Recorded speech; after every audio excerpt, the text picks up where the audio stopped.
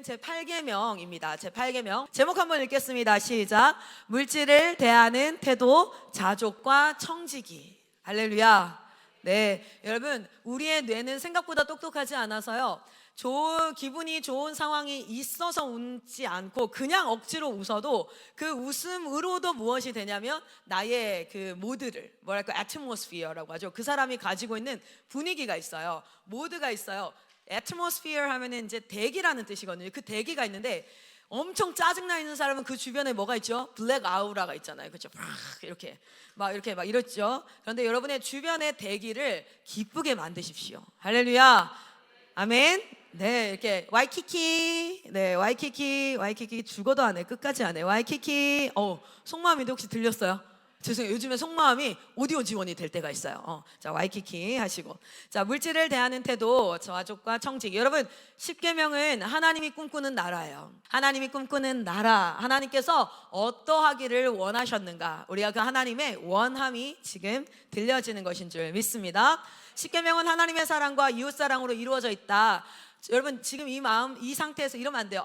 맨날 들었던 얘기야. 알고 있어. 심지어 내가 그거 가르쳤었어. 아니요. 중요한 건 오늘 그 말씀이 내게 하나님이시요, 내가 하나님의 백성으로 그냥 들려지는 게 중요해요. 할렐루야. 그리고 그 말씀으로 여러분, 우리는 새로운 말씀을 배워야 되는 학사과정, 석사과정, 박사과정을 하는 사람들이 아니에요. 우리는 박사, 석사를 하는 사람, 새로운 지식이 쌓여야 되는 것이 아니라 알고 있는 하나님의 말씀이 삶 가운데 이루어지는 것, 하나님의 나라가 이루어지는 것이 관건인 줄 믿습니다. 여러분, 새로운 지식과 신박한 교리와 내가 알지 못했던 것은 지식을 아는 즐거움을 줄 수는 있지만, 우리가 정말 추구해야 될 것은 뭐냐면 새로운 지식이 아니라 내가 너무 알고 있는 기본이 내 삶 가운데 이루어지는 것을 꿈꾸는 거예요. 할렐루야.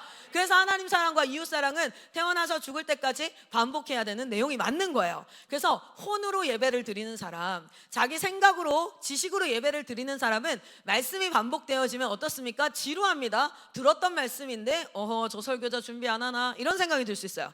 그러나 영으로 예배 드리는 것은 무엇이냐면, 우리가 진리와 영으로 하나님 앞에 예배 드리는 것은 하나님 앞에 그 말씀이요, 똑같은 말씀인데 매일 나에게 보여주시는 게 다르고, 드러나게 하시는 것이 다르고, 깨닫게 하시는 것이 다르고, 그래서 하나님의 말씀은 하나도 부족함이 없이 우리를 완성해 가시는 줄 믿습니다. 하나님의 사랑이 여러분의 삶 가운데 이루어지기를 소망합니다. 정말 하나님 사랑하고 싶어요. 그런데 어떻게 하나님 사랑하는 방법이 뭐지? 각자가 자신의 방법으로 가야 돼요? 아니에요. 1계명부터 4계명까지 하나님이 하나님을 사랑하는 방법을 알려주셨어요. 그래서 우리가 예배가 회복되어지는 것, 그것이 하나님 사랑의 가장 기초가 되는 것이다. 왜냐하면 그것은 바로 하나님과 내 관계가 회복되어지는 것이고, 내가 이 관계가 어떠한지를 인식하는 자만이 예배를 제대로 드릴 수 있어요.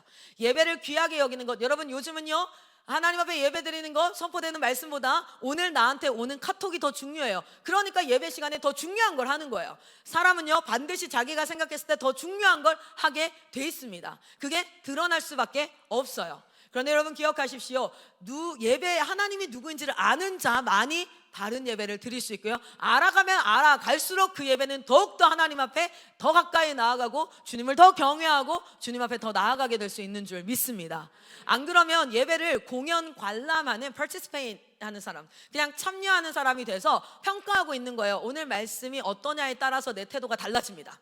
오늘 설교자가 준비한 말씀이 어떠냐에 따라서 내가 이해가 되냐 안 되냐에 따라서 내 말 달라지고, 찬양단의 찬양의 선곡에 따라서 내 예배 태도가 달라지고, 주변에 있는 사람과의 관계에 따라서 예배 태도가 달라지는 건 예배의 대상이 잘못됐다는 거예요. 예배의 대상은 하나님인 줄 믿습니다. 오늘 우리 오직 설교자나 예배 드리는 자나 누구나 섬기는 자나 컴퓨터 신디 모두가 하나님 앞에 예배자인 줄 믿습니다. 우리 하나님이 받으실 예배가 오늘 드려질 줄 믿습니다. 바른 예배가 회복되어지는 것, 그것이 바로 하나님 사랑이고요. 그러면 이웃을 사랑해라. 오케이, of course. 난 이웃을 사랑하고 싶습니다. 어떻게요?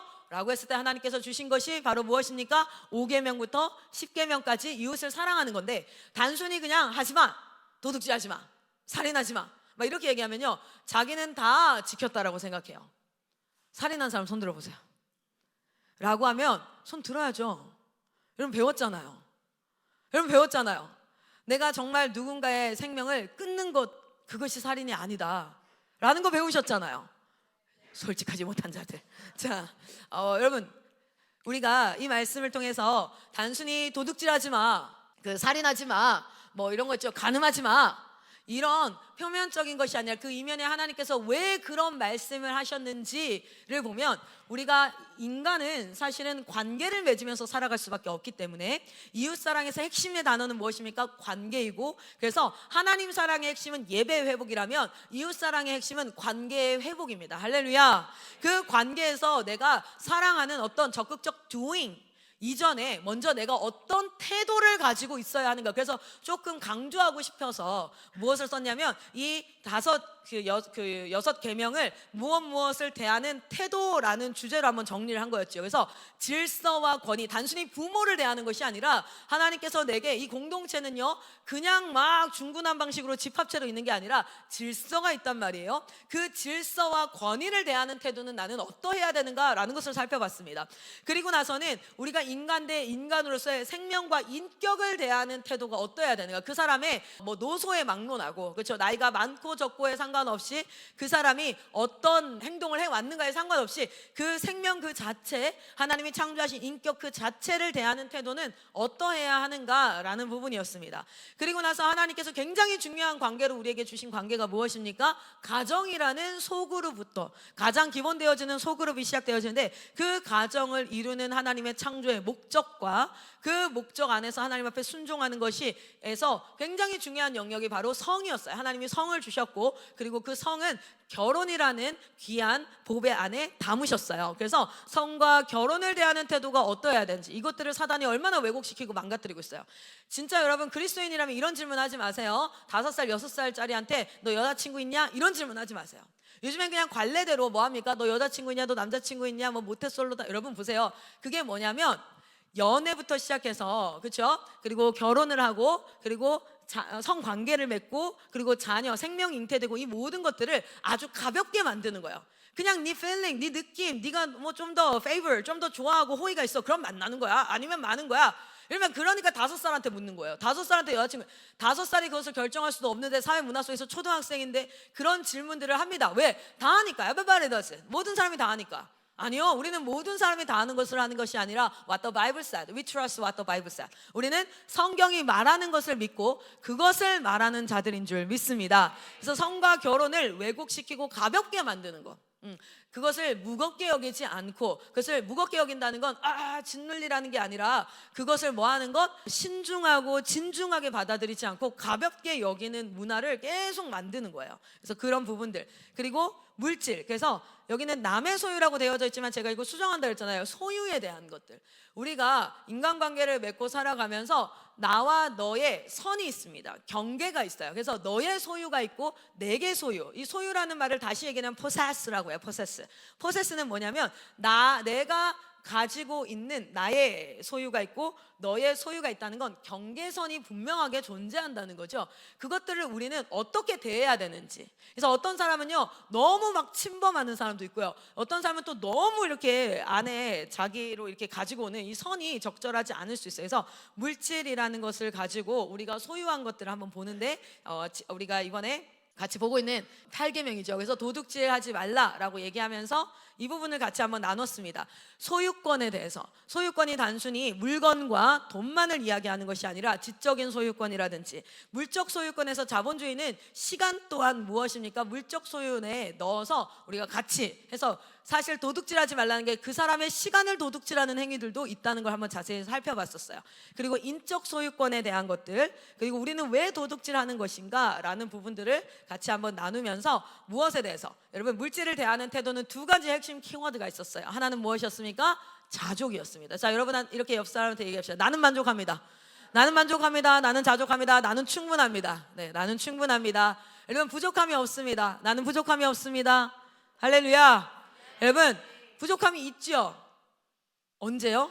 더 갖고 싶을 때, 뭔가를 원할 때, 그때부터 부족함은 생기기 시작해요.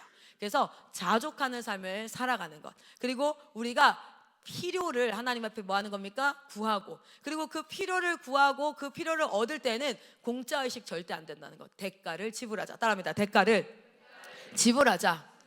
대가 지불하는 법을 안 가르치면 도둑놈이 되라고 가르치는 것과 똑같아요. 그래서 대가를 지불하는 것을 우리는 항상 기억하고 가야겠지요. 자, 그리고 나서 두 번째 키워드가 뭐였냐면 청지기입니다. 청지기. 오늘은 이 부분에 대해서 같이 한번 말씀을 나눠 보도록 하겠습니다. 시편 24편 1절 말씀 같이 한번 읽어볼까요? 앞에 있으니까 같이 한번 읽겠습니다. 시작. 땅과 거기에 충만한 것과 세계와 그 가운데에 사는 자들은 다 여호와의 것이로다. 아멘. 여러분, 앞에 설교자가 말씀을 읽읍시다, 같이 읽읍시다 라고 얘기하는 건요, 지금 설교자가 이렇게 하고 있으니까 같이 목소리 내서 도와주세요, 읽으세요, 또는 여러분 잠 깨세요, 읽으세요, 정신 차리세요, 얼럿하세요, 이런 뜻이 아니에요. 말씀을 읽읍시다 라고 얘기하면 여러분 이렇게 알아들어야 돼요. 말씀이 내 입술을 통해서 선포되어져야 된다는 거예요. 말씀이 내 입술에서 선포. 그래서 거기에다가 읽을 때도 믿음을 들여 읽으십시오. 할렐루야.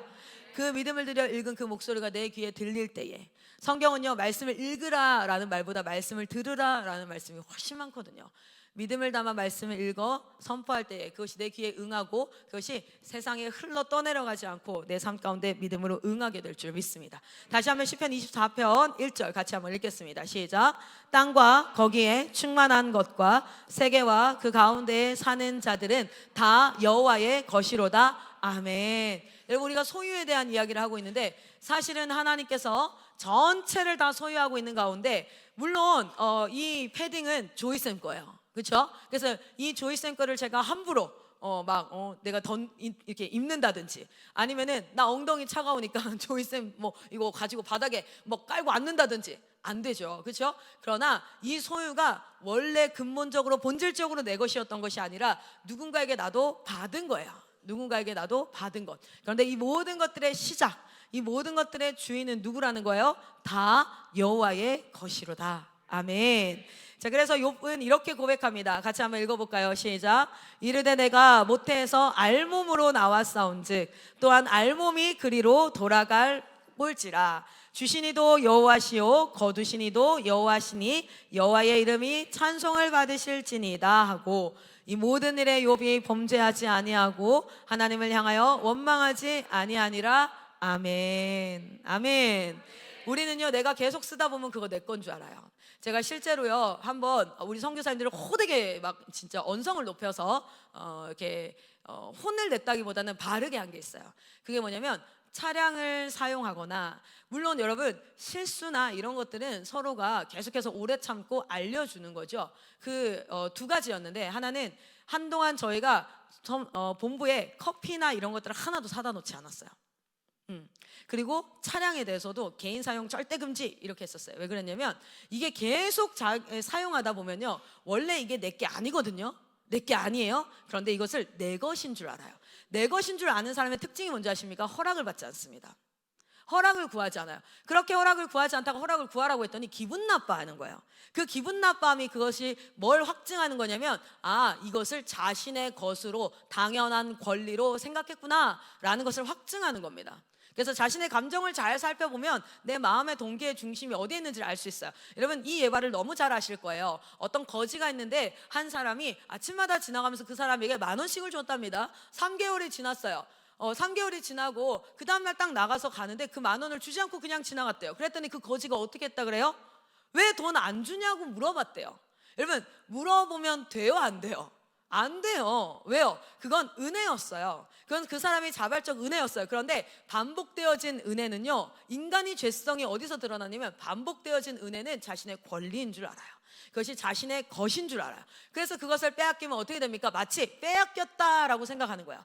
그 여러분 잘 알다시피 그 다시스로 갔던 사람, 그 이름 뭐죠? 그분? 그렇죠? 요나 기억나세요? 요나 이렇게 빛 떼양볕 막 쨍쨍할 때 이렇게 나왔다가 그거 걷어가니까 막 이렇게 얘기하잖아요. 그게 뭐예요? 자기가 계속해서 쓰던 거는, 자기에게 주어진 것은 마치 자기 것인 줄 아는 인간의 죄성이 드러나는 장면이에요. 여러분, 우리도요, 모든 것이 다 하나님으로부터 왔다는 것을 기억하고 그 하나님 앞에 주인된 자에게 반드시 돌려줘야 된다는 걸 기억해야 돼요. 그런데 돌려줄 때요, 하나님이요 셈하십니다. 자, 우리 오늘 한번 볼게요. 우리가 성경에 나타난 도둑질의 모습을 한번 볼게요. 성경에 나타난 도둑질, 창세기 2장 16절에서 17절 성경에 나타나는 최초의 도둑질이죠. 같이 한번 읽어보겠습니다. 시작.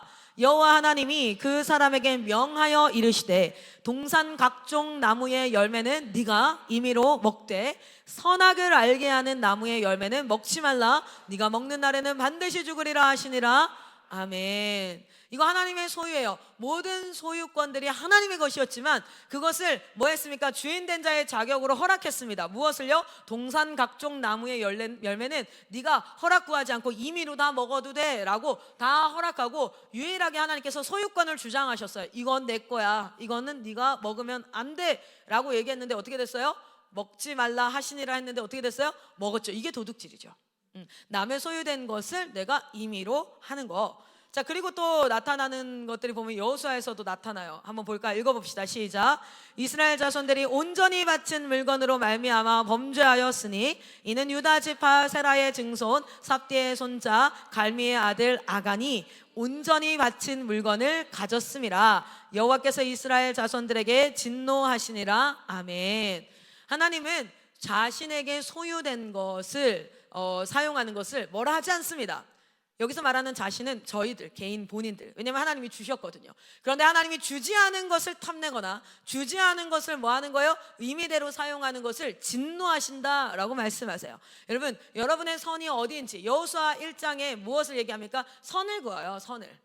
그게 뭐냐면 너에게 준 것. 그리고 실제로 이스라엘 백성들이 막 나올 때 하나님이 네 손에 붙였다 하는 민족은 다 승리하죠. 그런데 네 손에 붙이지 않았다 하는 민족이 있어요. 이것은 누구에게 줬다? 누구에게 줬다. 이렇게 얘기하면서 안목 뭐 이렇게 지나오잖아요.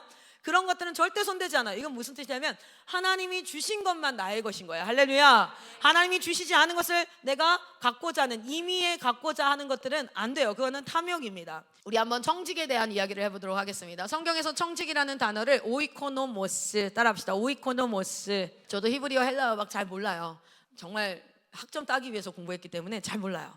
그래서 잘은 모르지만 이게 합성어입니다. 합성어라는 건 알죠.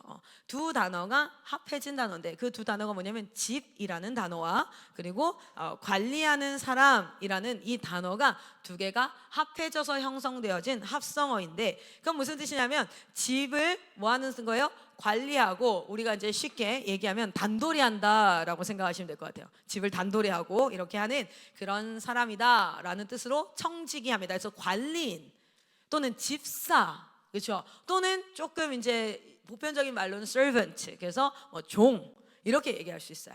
근데 종은 종인데 뭐냐면 권한을 가진 종이죠. 권한을 가진 종. 그래서 주인을 대행해서, 그렇죠? 주인을 대행해서 이렇게 할 수 있는 권한을 가진 종, 소유를 관리하는 사람 이렇게 이야기합니다. 그리고 이제 이 오이코노모스의 합성어의 뒤에 마지막 어미를 좀 변화시키면 하나님의 경륜이라는 오이코노미아라는 하나님의 경륜. 그래서 이게 에베소서에 나오는 말씀에 보면 하나님의 경륜에 따라 뭐 하나님의 경륜 이렇게 나오죠. 그래서 하나님의 계획을 하나님의 질서대로 하나님을 대행해서 경영해 나아가는 것이라는 뜻을 가지고 있어요. 그래서 뭐냐면 주인이라는 게 존재한다는 거야. 전제 조건이 뭐냐면 주인이 존재한다. 그리고 그 주인이 내게 맡겼다. 나에게 맡겼다. 그래서 내가 이것들을 뭐 합니까? 그래서 그리스도인들에게는 자기주도 학습이라는 표현보다는 뭐가 더 훨씬 맞습니까? 성령주도 학습, 그렇죠? 성령주도의 삶, 이것이 훨씬 더, 물론 이 자기주도라는 이 자기라는 말에 청지기의 의미를 포함하고 말을 할 거예요. 그런데 좀 더 이렇게 오픈되어서 말을 한다면 성령주도의 학습이라고 이야기하거나 성령주도적인 삶이라고 이야기하는 것이 좀 더 자기주도 삶, 인간된 자의 삶을 더 잘 표현하는 말이 아닐까라는 생각을 해봅니다. 자, 청지기는 뭐라고요? 어떤 그 하나님 소유권자, 언어. 그래서 그 하나님의 집에 그 소유를 관리하기 위해서 권리라고 하면 좀 그렇고요. 권세 또는 어떤 지위, 어떤 그 결정권을 제가 위임 받아서 그것을 관리하는 자라는 뜻이에요. 그러면 한번 말씀을 좀 보도록 할게요. 말씀을 보면서 우리 누가복음 12장 42절에서 48절 말씀을 한번 봅시다. 이 오이코노스라는 단어가 나와 있는 부분을 한번 볼게요. 우리 같이 한번 읽겠습니다. 시작. 주께서 이르시되 지혜가 있고 진실한 청지기가 되어 주인에게 그 집 종들을 맡아 때를 따라 양식을 나눠줄 자가 누구냐. 주인이 이를 때에 그 종이 그렇게 하는 것을 보면 그 종은 복이 있으리로다. 내가 참으로 너희에게 이르노니 주인이 그 모든 소유를 그에게 맡기리라. 만일 그 종이 마음대 생각하기를 주인이 더디 오리라 하여 남녀 종들을 때리며 먹고 마시고 취하게 하면 생각하지 않은 날 알지 못하는 시각에 그 종의 주인이 이르러 엄히 때리고 신실하지 아니한 자의 받는 벌에 처하리니 주인의 뜻을 알고도 준비하지 아니하고 그 뜻대로 행하지 아니한 종은 많이 맞을 것이요 알지 못하고 맞을 일을 행한 종은 적게 맞으리라. 무릇 많이 받은 자에게는 많이 요구할 것이요 많이 맡은 자에게는 많이 달라 할 것이니라.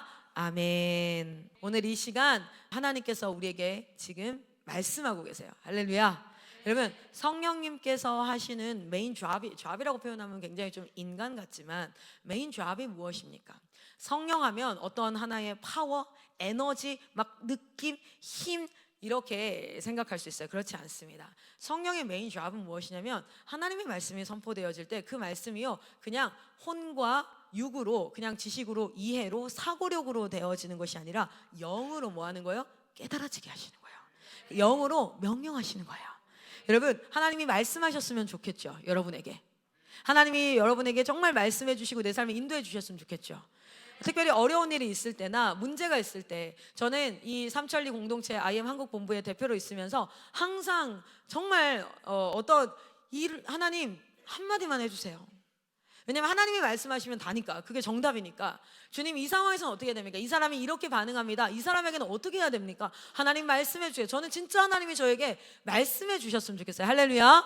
오늘 그런데 여러분 기억하세요. 그 말씀이 방금 선포가 되는데도요 그걸 내가 하나님의 말씀으로 아멘으로 받는 것과 믿음으로 받는 것과 그냥 마치 나에게 특별하게 스페셜하게 나에게만 완전 온이 그냥 나에게만 딱 말씀해 주셨으면 좋겠다 라고 생각할 수 있어요. 여러분 기억하십시오. 우리 하나님은요 자연 만물과 모든 것들을 통해서 말씀하시고 계십니다. 할렐루야. 그런데 특별히 하나님께서 특별하게 하나님의 말씀으로 직접 말씀하고 계시는 거예요. 아멘. 오늘 우리 각 사람에게 누가복음 12장 42절에서 48절이 들려질 때에 누군가는 회개가 일어날 것이고 누군가는 격려를 얻고 그래 내가 이렇게 하는 게 맞지라고 확신을 얻게 될 것이고 누군가는 내가 알지 못했던 것이 이것이구나 라는 것을 깨닫게 될 줄 믿습니다. 오늘 지금 이 자리에 성령께서 역사하시는 줄 믿습니다. 여러분 한 목사님이 이런 얘기를 합니다. 오스왈드 챔퍼였나요? 그 목사님이 이런 얘기를 해요. 목회자가 기본적으로 1년에 새벽 예배를 인도하고 새벽 예배가 1년에 만약에 예를 들어 우리가 주일 예배 52번의 설교를 해요. 그렇죠? 그리고 매일 아침마다 새벽 예배를 인도한다 치면은 거의 300번 가까운 설교를 한다라고 생각할 수 있습니다. 그런데 이렇게 얘기하는 거예요. 300번의 설교를 준비하고 300번의 설교를 선포하는 그 모든 시간을 들였는데 한 사람도 하나님의 말씀이 무엇으로 삶에 이루어지지 않는다면 그것이 무슨 낭비인가 라고 얘기해요. 오늘 이 아침에 이 예배 또한 저는 여러분의 매일의 삶 가운데 여기 일정이니까 일어나야 돼요. 맞습니다. 그런데 만약에 이 시간이 정말 일어나야 돼서 일어나고 그것이 말씀으로 응하지 않는다면 이것이 무슨 낭비가 되겠어요? 차라리 자는 게 낫지. 차라리 자는 게 온순해질 거예요. 그런데 그럼에도 불구하고 이 피곤한 아침을 깨우는 이유가 무엇입니까? 하나님의 말씀이 우리의 삶 가운데 이루어지기 위함인 줄 믿습니다. 오늘 이 청지기의 말씀의 지식이 아니라 이 청지기의 말씀이 여러분의 삶 가운데 믿음으로 응하여서 하나님 앞에 피 흘리기까지 싸우며 내 고집과 내가 지금까지 쌓아왔던 경험과 이 모든 것들을 피 흘리기까지 싸워 하나님 나는 청지기로 살아가기를 원합니다. 하나님 내가 진실한 청지기라는 저 성경에 기록된 저 워딩이 내 삶 가운데 하나님이 내게 말씀하시는 그런 워딩이 되기를 소망합니다. 그러기에는 내가 참으로 부패하였고 내 생각이 참 고집스럽고 내 경험을 의지하고 의존합니다. 성령이여 나를 새롭게 하여 주시옵소서. 나를 새롭게 빚어 주시옵소서. 이 기도가 이 자리 가운데 말씀이 선포되어질 때 일어나야 돼요. 할렐루야.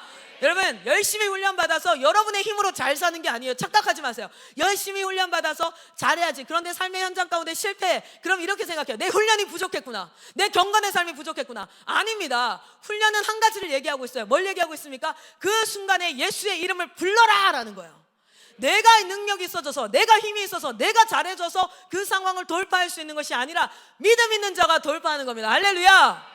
우리는요, 은혜가 싹 거치면요, 여러분 뭐 목회자로 선교사로 30년 50년 살아와도 하나님의 은혜가 거쳐지면 우리는 비천하고 비루하고 악하고 이기적이고 정말 나를 위해서 옆 사람을 어떻게 해버릴 수 있는 그런 죄인들이에요.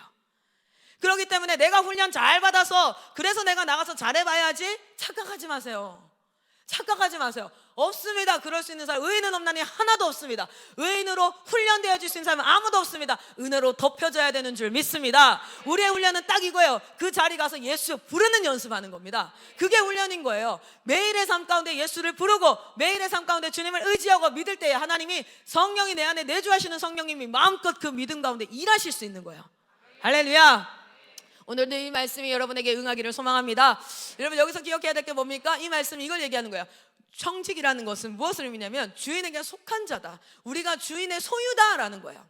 우리가 주인의 소유된 자들이다라는 것입니다. 그래서 그 주인에게 속한 자는요, 어떻게 해요? 주인의 뜻을 따라 뜻을 이루는 자인데, 여러분 잘 보십시오. 주인이 와서요, 하나하나 그 노인이란다. 왜 이러는 거죠? 주인과 노예 라는 단어가 합해져서 노인이 돼버렸어요. 지금 머릿속에 네, 그렇죠. 자, 그래서 이 주인에게 하나하나 얘기해 주는 게 아니라 뭐합니까? 이 맡은 자의 목표가 무엇입니까? 이 집을 뭐하는 거예요? 주인의 소유된 것을 관리하는 겁니다. 여기서 관리한다는 것은 단순히 유지한다라는 것을 의미하지 않아요. 관리한다는 건 그냥 요거를 계속해서 깨끗하게 닦아서 관리한다라는 게 아닙니다. 그냥 유지한다라는 것이 아니라 그 주인의 재산과 이것을 잘 관리해서 더 발전시키고 더 나아가게 하는 거예요. 할렐루야. 여러분 이거 기억하세요. 주인의 뜻이 무엇이냐면 이렇게 얘기합니다. 자 보세요. 말씀해 보면 주인에게 그 집 종들을 맡아서 때를 따라 양식을 나누어 줄 자가 누구냐? 그러면 주인이 양식을 다 갖다 주는 게 아니라고요.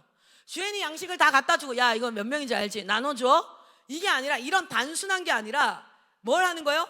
양식을 만드는 거, 농사 짓는 것도 누가 하는 거예요? 청지기, 속한 자, 관리자가 하는 거예요. 양식을 만들고 그 양식으로 나누어 주는데, 양식을 많이 만들 수 있는, 많이 만들면 풍성하게 먹는 거고요. 양식을 많이 못 만들면 조금 먹는 거예요. 그러니까 우리가 관리한다는 말이 유지한다라고 생각하면 안 돼요. 그게 뭐냐면 소극적인 종된 자의 모습이에요.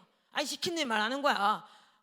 이렇게. 그런데 그게 아니라 그 주인의 뜻이 무엇입니까? 이 집을 정말 풍성하게 만들어 가는 것을 위해서 무엇을 주셨어요? 단순한 노예, 진짜 시키는 일만 하는 단순 잡이 아니라 그 집에 권한을 주시는 거예요.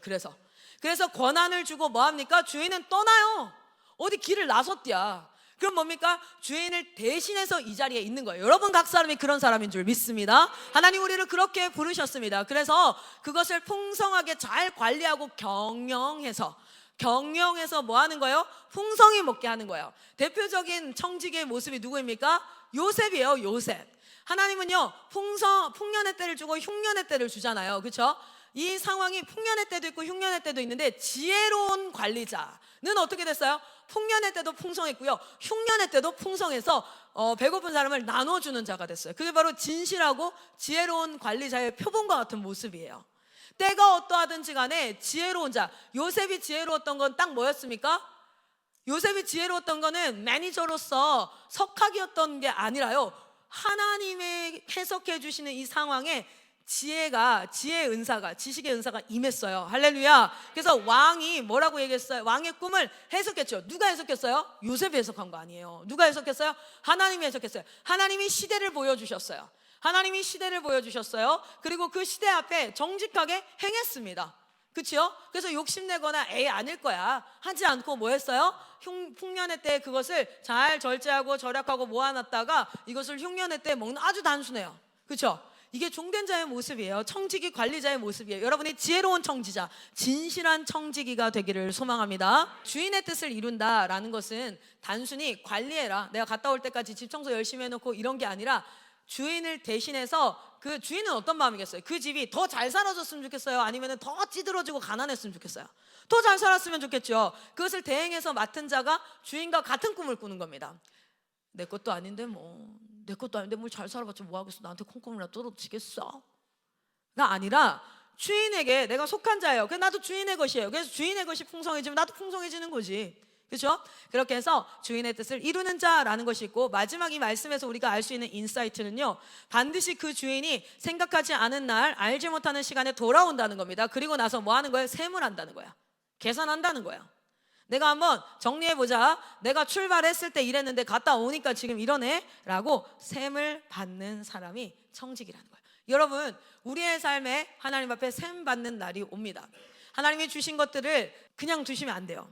대표적인 예가 어디에 나오니까 마지막 때에 대한 예화가 나오면서, 여러분 달란트 비유 기억나세요? 여기? 달란트 비유. 달란트 비유에 보면은 뭐가 나와요? 한번 읽어봅시다. 14절과 15절을 먼저 한번 읽어볼게요. 14절과 15절 너무 작나요? 여러분 성경을 찾아보셔도 좋아요. 마태복음 25장이고요 마지막 때를 향한 말씀으로 기록되어져 있어요. 열천의 비유나 막 이런 것들 나오는 그 장면인데, 거기서 14절과 15절 읽습니다. 시작. 또 어떤 사람이 타국에 갈 때 그 종들을 불러 자기 소유를 맡긴과 같으니, 각각 그 재능대로 한 사람에게는 금 5달란트를, 한 사람에게는 2달란트를, 한 사람에게는 1달란트를 주고 떠났더니. 아멘. 자, 그러고 났더니 이들이요 당연히 어떻게 합니까? 16절에 5달란트를 기반으로 그것을 뭐 하려고 해요? 더 풍성하게 하려고 해요. 더 불리려고 해요. 그게 뭐냐면 주인이 나에게 맡겨주신 것을 그냥 유지하는 게 아니라 관리해서 뭐 하는 겁니까? 관리한다는 의미는 더 풍성하게 해서, 주인이 있었다면 이거를 더 풍성하게 하겠지라는 것을 가지고 이렇게 하는 거예요. 그런데 여러분 너무 잘 알다시피 뭐 있습니까? 1달란트 맡은 자는 어떻게 했습니까? 18절 같이 한번 읽어볼까요? 18절 시작. 1달란트 받은 자는 가서 땅을 파고 그 주인의 돈을 감추어 두었더니, 다른 5달란트 받은 자, 2달란트 받은 자는요 가서 그걸 기반으로 일을 해서 남겼어요. 왜요? 나누어서 종들을 먹이고 계속 살아가야 하니까 그렇게 해서 남겼어요. 그런데 1달란트 받은 종은 어떻게 했습니까? 묻어줬어요. 왜 그랬냐고 물어봤더니 24절 한번 읽어봅시다. 24절부터 25절까지 한번 읽어볼게요. 24절부터 너 왜 그랬냐? 라고 물어봤어요. 그랬더니 이렇게 얘기합니다. 24절부터 25절 시작. 1달란트 받았던 자는 와서 이르되, 주인이여, 당신은 굳은 사람이라 심지 않은 데서 거두고 해치지 않은 데서 모으는 줄을 내가 알았으므로 두려워하여 나가서 당신의 달란트를 땅에 감추어 두었었나이다. 보소서, 당신의 것을 가지셨나이다. 아멘. 뭐라고 얘기했냐면, 하나님에 대한 자신의 주인된 인식 자체가 어떠했습니까? 당신은 굳은 마음을 가진 자고 악한 자라는 거예요. 당신이 두려워서, 그래서 내가 이거를 어떻게 했어요? 묻어놨다는 거예요. 뭡니까? 이거 정말 중요해요. 보세요. 우리에게 해당되어지는 말씀이죠. 여러분, 오늘 여러분의 삶 가운데 내가 하나님께 속한 자, 근데 그 속한 자가 그냥 내가 어떤 소속이 아니라 하나님의 종된 자라는 것을 기억하시면서 하루를 사시기를 소망합니다. 종된 자가 나가서 돈을 많이 벌면 그 돈은 누구 거예요? 주인 거예요. 주인 거. 그렇죠? 내가 나가서 뭐 하는 것들은 주인 겁니다.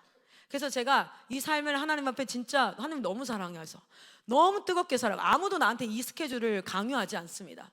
아무도 이렇게 하라고 하지 않아요. 그런데 내가 이 땅에서 하는 모든 것들이 다 무엇이냐면 주님의 것이에요. 그래서 2가지가 있어요. 하나는 정말 잘하고 싶어요. 정말 저는 클라라라는 네임밸류를 만들고 싶었어요. 왜냐면 클라라가 맡으면 이래. 그게 누구의 칭찬이 될 거니까요? 하나님의 칭찬이 될 것이고 하나님께 속한 자들의 대표성을 띌 거니까, 저는 우리 하나님이 저를 통해서 영광 받으시기를 소망합니다. 사람들이 저의 모습을 통해서 와, 저 사람 참 멋있다, 저 사람의 인생 참 아름답다 라는 칭찬을 들을 때, 그것이 우리 하나님이 창조한 사람, 사단이 뭐라고 했어요? 욥기에서 당신이 창조한 사람이 어떤 줄 알아? 라고 평가를 해요. 뭐요? 조금만 어려우면 반드시 당신한테 손가락질 할 거야. 조금만 힘들면 왜 욥이 그런 줄 알아? 왜 욥이 당신한테 손가락질 안 하는 줄 알아? 먹을 거 주고 잘해주니까. 그런데 봐봐, 못해주면 가난해지고 아프고 그러면 반드시라는 단어가 나와요. 거기에 원어도 나와요. 반드시 당신한테 뭐 할 거야? 원망할 거야. 그게 뭐냐면 평가예요. 평가. 그렇죠? 당신의 창조물은 이따위야. 당신의 창조물은 이래. 조금만 힘들면 하나님이 개신이 많이 하고, 조금만 어려우면 옆 사람을 원망하고 시비 걸고 막 이래. 그게 네 창조물의 결과야. 하나님 앞에 세상이 외치고 있는 거야. 그런데 뭐 하는 겁니까? 우리가 세상 앞에 우리의 삶을 살아가는 것, 이것은 하나님의 소유된 것이기 때문에 전 하나님의 영광 올려드리고 싶고요. 하나님의 창조는 아름답습니다. 하나님의 창조는 위대했습니다. 하나님의 창조는 정말 너무너무 멋집니다. 물론 부족하지요. 우리의 삶이 참으로 부족하지요. 그러나 여러분, 우리가 하나님 앞에 드릴 수 있는 사랑의 내면의 뭐랄까요? 의지고 동기인 줄 믿습니다. 내가 좀 잘 살아서 명성을 얻고, 야 그래 좀 돈 좀 벌고, 이게 아니라요. 우리의 사역의 동기, 우리의 삶의 동기가 그렇죠. 그런데 내가 손해보는 것도 또 그래서 두 가지 마음인데, 내가 손해보고 내가 또 뭐 하는 거예요? 욕먹는 것도 하나님께 속하는 게 되는 거예요. 그렇죠? 그러니까 회개가 일어나는 거죠. 하나님 앞에 죄송한 거예요. 여러분, 어떤 의사가, 실제 제가 만약에 저녁에 뵀으면 좀 영상도 보여주고 하면 좋을 텐데, 어떤 의사가 졸고 좀 이렇게 피곤하고 뭐 하면서 환자한테 잘못, 그러니까 예를 들어 뭐 코에다가 인투베 이걸 넣어야 되는데 양쪽 다 넣은 거야. 이렇게 숨도 못 쉬게. 그러니까 지가 잘 몰라서 이렇게 했어요. 그래서 교수가 이렇게 회전을 돌다가 봤더니 이거 누가 했냐고, 미친 거 아니냐고, 빨리 빼라고 이렇게 하고 했어요. 그랬더니 이 인턴이 교수님한테 죄송합니다 이렇게 얘기했어요. 그랬더니 교수가 딱 하는 게요, 나한테 뭐가 죄송해? 내 콧구멍에 꽂았냐고. 이 사람한테 죄송해야지 라고 얘기하잖아요. 우리가 미안함과 죄송함의 대상이 누구인지를 한번 잘 봐요. 그렇죠? 우리가 그 부분을 한번 볼 필요가 있죠. 하나님의 소유된 자라는 말은 어떤 것을 사실은 파생하고 의미하는가를 돌아볼 필요가 있습니다. 그래서 우리 여러분 하나님 앞에 하루의 삶을 살아가기를 소망합니다. 자, 그런데 뭐 했어요? 이 한 달란트 받은 자는 뭐 했냐면 핑계대는 거예요. 뭐라고 핑계대는 거예요? 이렇고 저렇고 이렇고 해서 내가 아무것도 안 했다 라는 것에 여러 가지 지금 핑계를 대고 있어요. 여러분, 이 땅에서도요, 주의 종된 자들, 여기서 종된 자들 하면 갑자기 목사님 떠오르고 선교사님 떠오르면 틀렸어요. 땡! 틀렸어요. 주의 종된 자들 누구입니까? 모든 크리스천, all Christian. 할렐루야. Who follows Jesus Christ? 예수 그리스도를 따르는 자, 도수, 그렇죠? 그 따르는 자들이 다 뭡니까? 이게 다 청직이에요. 할렐루야. 그래서 우리가 하나님 앞에 부름받은 자, 그렇게 나아가는 모든 자들, 그 자들이 이 땅 가운데 뭐 하고 있냐면 핑계대고 있는 거예요. 이래서 저렇고 저래서 이렇고, 청지기. 근데 여러분 기억하셔야 돼요. 뭘 기억해야 되냐면요, 셈을 하는 날이 옵니다. 반드시 셈하는 날이 와요. 내 인생 가운데 엄마 아빠가, 우리 집이 가난해서 뭘 못 해봤다, 내가 어떤 뭐 왕따를 당했어서 뭘 못했다, 내가 뭐 질병이 있어서 뭘 못했다, 내가 머리가 띨빵해서 못했다, 내가 뭐 하여튼 이유 막 계속 되는 거예요. 전 IM에서도 이런 거 봐요. IM이라서 뭘 못했대요. 아유 진짜 치사하다, 비겁하다. 왜 상황 핑계대지? 왜 사람 핑계대지? 비겁해. 그리스도인들 가운데 비겁한 모습 참 많아요. 이래서 못했대, 저래서 못했대, 이것 때문에 안 된대, 저것 때문에 안 된대. 진짜 그것 때문에 안 된 것인지, 아니면 순서를, 여러분 그거 아세요? 어떤 거를 하든지 간에 순서라는 게 있어요. 순서라는 게, 그렇죠? 내가 만약에 카페를 창업을 할 거야. 그러면은 창업해야지 하는데 엄마가 안 돼 라고 얘기를 해요. 그러면 이렇게, 엄마 때문에 못했다. 근데 그 안 돼 이유가 진짜 이걸 하면 안 돼서 안 되는 건지, 아니면 카페를 창업해야겠다고 하는 일의 순서에서 이거부터 할 게 아니라 이거부터 해야 돼 해서 안 되는 건지, 여러분 그거 분별하고 기도하셔서 하나님 앞에 깨우치심을 받으시기를 축복합니다. 이 안 된다가요, 봐봐요, 안 된다가 이걸 진짜 하지 말라는 게 있고요. 또 뭐가 있는 줄 아세요? 이걸 해가기 위해서 지금 내가 뭔가를 doing을 하려고 그래. 근데 그거는 스텝 3야. 스텝 1도 안 됐고 스텝 2도 안 되는데 스텝 3를 어떻게 하니? 라는 안 돼가 있어요. 여러분 반드시 먼저 선행해야 될 것들이 있습니다. 우리는 다 칼을 사용하죠. 근데 저는요, 지금 우리 셋째 넷째는요, 칼 절대 사용하지 못하게 해요. 안 돼요. 그런데 이게 이 칼 사용이 지금 안 돼요. 근데 어떻게 되면 손가락, 소근육, 대근육이 잘 발달하고 나서, 그러고 나면은 어떻게 합니까? 그러고 나면 이거를 사용해야 돼요. 안 하면 안 돼. 사용 반드시 해야 돼. 사과 누가 깎아야 돼? 엄마가 깎아야 돼요? 지들이 깎아야지. 그렇죠? 칼 사용해야 돼요. 그러나 제대로 하기 위해서는 스텝이라는 게 존재해요. 자, 여기 근데 보면은 뭐예요? 그냥 다 뭐 하는 겁니까? 당신은 굳은 사람이고 심지 않은 데서 거두고 뭐예요? 하나님을 향한 오해는 뭐 하게 합니까? 핑계가 되게 되고 변명이 되게 되는 거예요. 자, 우리 한번 기억해 봅시다. 청지기는요, 하나님의 집의 소유를 관리하는 자인데, 이 청지기는 뭐 합니까? 주인에게 속한 자라는 것입니다. 그리고 주인의 뜻을 이루는 자예요. 그럼 뭐예요? 주인의 뜻이 어디 있는지를 알아야겠죠. 주인의 뜻은 어디겠습니까? 그 맡은 자들을 때에 따라 양식을 나누어 줄 자였습니다. 맡은 자들의 때에 따라 양식을 나눠 줄 자. 근데 그 뜻을 행하지 않고 뭐 하는 거예요? 자기가 하고 싶은 건 뭡니까? 남녀 종들을 때리고 먹고 마시고 취하면 자기의 원함대로 행하는 거죠. 그러면은 어떻게 되는 거예요? 돌아와서 반드시 마지막에 셈을 받을 때에, 계산할 때에, 회개할 때에, 이 회개라는 것은 repent가 아니라 calculate, 계산할 때에, 그때 어떻게 되는 거예요? 그 행한 대로 뭘 받게 됩니까? 처벌을 받게 되거나 상을 얻게 되거나, 우리는 그런 삶을 살아가고 있어요. 그래서 기도합니다. 하나님께서 저에게 세워주신 리더가 마이클 선교사님이세요. 맞아요. 그래서 마이클 선교사님 앞에 제가 어떤 일을 할 때에 순종합니다. 그런데 저도요, 개인적으로 이건 아닌 것 같은데 라는 생각이 들 때가 있어요. 그러나 그것이 불법하지 않고, 불법하다면, 여기서 말하는 법의 기준은 무엇입니까? 말씀과, 그리고 나는 대한민국에 속했기 때문에 대한민국의 뭐예요? 법이에요. 그런데 상위법을 따르죠. 대한민국의 법과 말씀의 법이 있어요. 최종 상위 권위는 무엇입니까? 하나님의 말씀이죠. 그래서 코로나 때 예배 드렸어요. 대한민국의 법은 어기는 거였거든요. 그렇죠? 그런데 예배를 드렸어요. 뭐 이런 것들. 그래서 불법한 것이 아니고서는 그 판단이 틀렸다는 생각이 들 때에도 순종해요. 왜냐하면 세우신 권위자가 하나님이시니까, 하나님이 내게 세우셨으니까. 그래서 그것들을 쭉 이행을 합니다. 자, 그런데 그런 일들을 행할 때에 그럼에도 불구하고 계속해서 기도하는 건 무엇이냐면, 마이클 선교사님이 사람이라는 걸 알아요. 신이 아니거든요. 하나님이 아니시거든요. 그렇죠? 사람이기 때문에 매일 아침 기도합니다. 뭐냐면 리더가 나에게 시킨 일이에요. 그래서 저는 거기서 순종을 해요. 그런데 하나님, 나의 삶을 주장하여 주세요. 만약에 이게 옳지 않다면 개입해 주세요. 그리고 항상 하나님 앞에 묻습니다. 이것이 하나님의 뜻에 옳은지 그른지. 그러면 신실하신 하나님은요, 항상 응답하세요. 그 응답의 체험을 통해서 저는 어떤 게 사라졌냐면, 따라봅시다. 불안감. 여러분, 진짜 인생은 두 가지의 동기가 있어요. 어떤 일을 하는 동기가 무엇이냐면, 하나는요, 사랑의 동기가 있어요. 사랑하면은 뭔가를 막 하게 됩니다.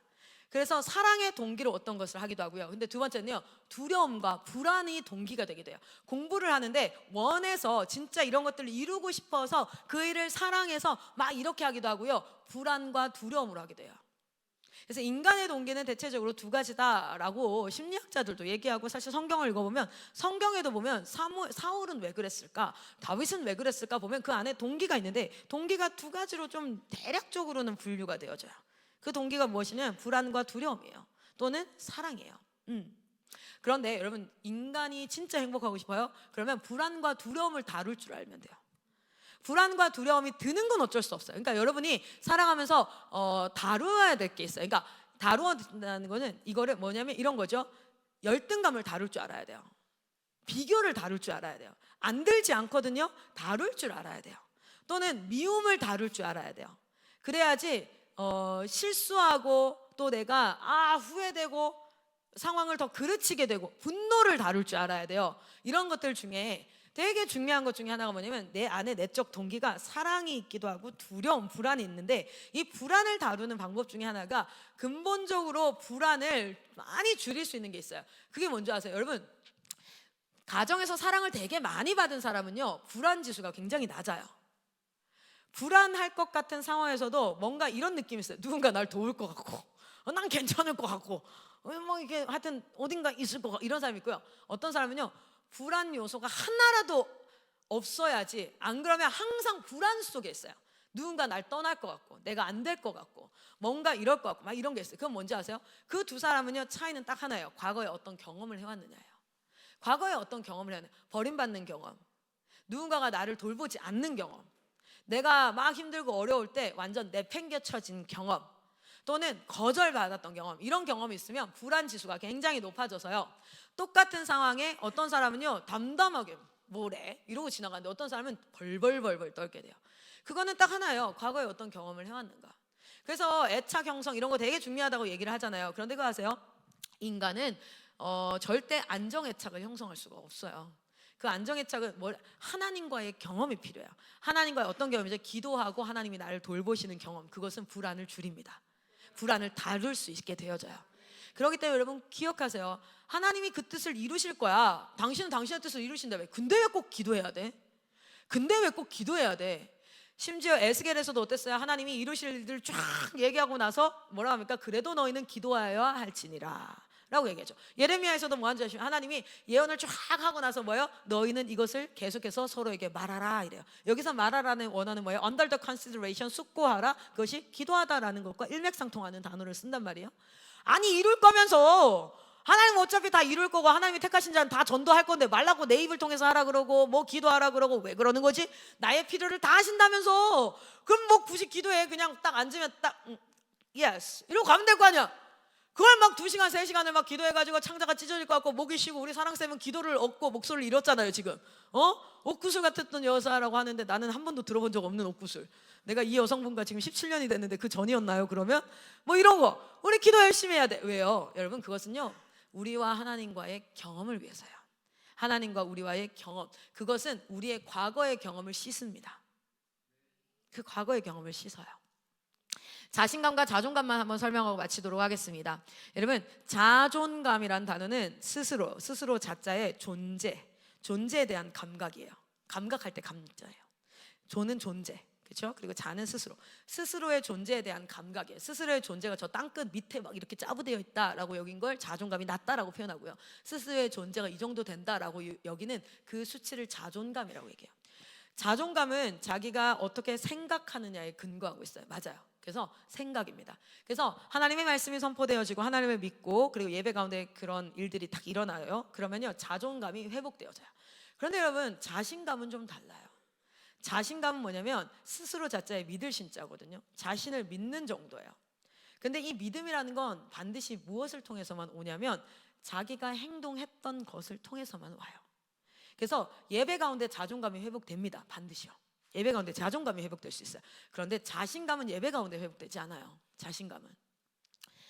자신감은 예배 가운데 들었던 말씀을 순종해 그 순종의 결과를 경험해 그것으로 형성되어 있는 게 자신감이에요. 그러니까 자신감은 doing을 통해서. 여러분 보람과 성취는 일을 안 한 사람은 절대 돈 주고 살 수 없는 거예요. 보람과 성취는 어떤 일을 한 사람만 가질 수 있는 거거든요. 어떤 일을 한 사람만 가질 수 있는 게 보람과 성취예요. 비전에 대해서 가슴 뛸 수 있어요. 행복할 수 있어요. 그러나 보람과 성취는 가질 수 없어요.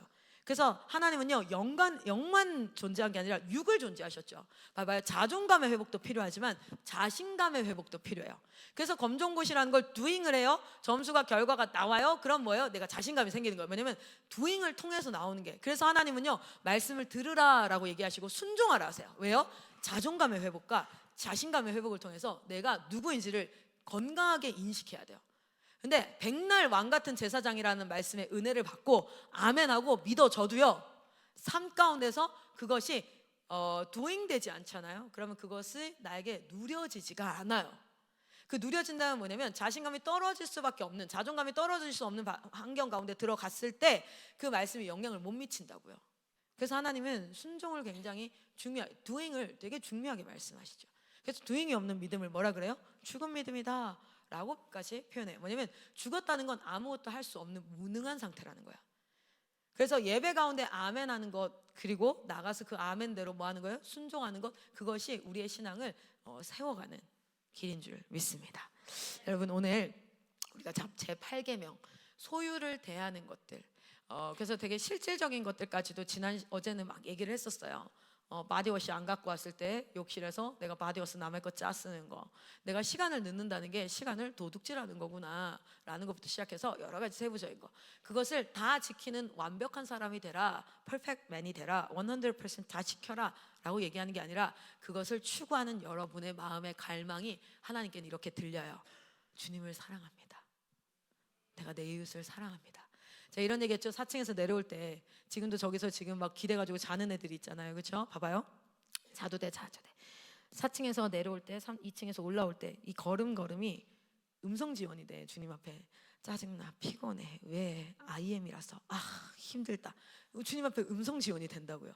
그런데 그 내려오는 발걸음이 너무 피곤해, 쩔었어, 눈 탱탱 부어가지고 그래도 주님밖에 없잖아요. 근데 주님 앞에 예배를 드려야지, 사람 만나기 전에. 그리고 내려가야지. 주님 졸린데 어찌했을까나. 주여 주님 말씀이 들려지. 음성 지원이 된다니까요. 주님 앞에 찬양은 곡조를 붙여서 우리가 찬송가 364장 뭐 이렇게 한 개만 찬송이 아니라 여러분의 마음에 내적 동기들이 다 하나님 앞에 찬양으로 드려집니다. 그래서 시편 기자는 이렇게 얘기해요. 내 입술의 모든 말과 내 마음의 묵상이 주께, 나의 입술의 모든 말과 나의 마음의 묵상이 주께 연락되기를 원하네. 매일의 삶의 예배가 하나님 앞에 드려지는 삼천리 되기를 소망합니다.